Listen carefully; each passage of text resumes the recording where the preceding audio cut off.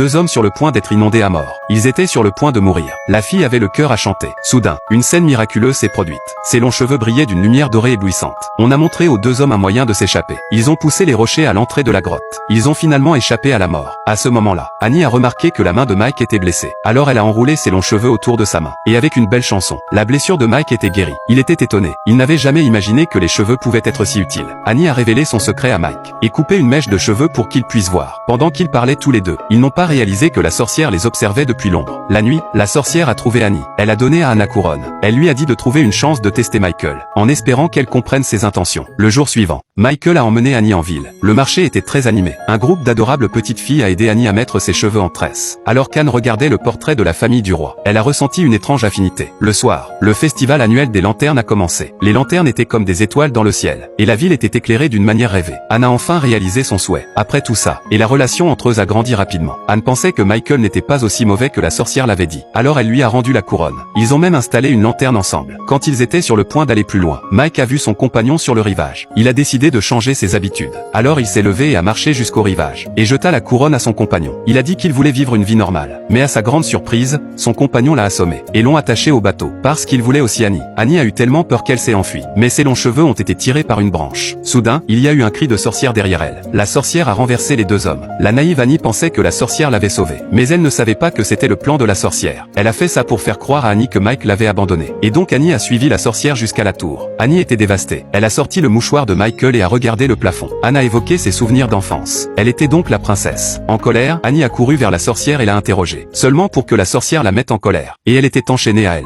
Et Mike, qui avait repris ses esprits, criait depuis la tour. Et puis les longs cheveux d'Annie sont tombés. Quand Mike est monté dans la tour avec ses cheveux, il a trouvé Annie attachée. Mais dès qu'il a franchi la porte, la sorcière l'a baisé. C'était si proche de la fin de la vie de Mike. Annie a supplié la sorcière. Si seulement elle pouvait sauver Michael, elle resterait ici pour toujours. La sorcière a réfléchi un moment puis a hoché la tête. Juste au moment où Annie était sur le point de chanter pour sauver Michael, Michael a coupé les cheveux d'Annie. Ses cheveux sont devenus lentement bruns en perdant leur magie. Et le visage le plus fier de la sorcière a vieilli instantanément. Sans le soutien de sa beauté, la douleur de la sorcière était insupportable. Dans une lutte déchirante, elle est tombée de la tour.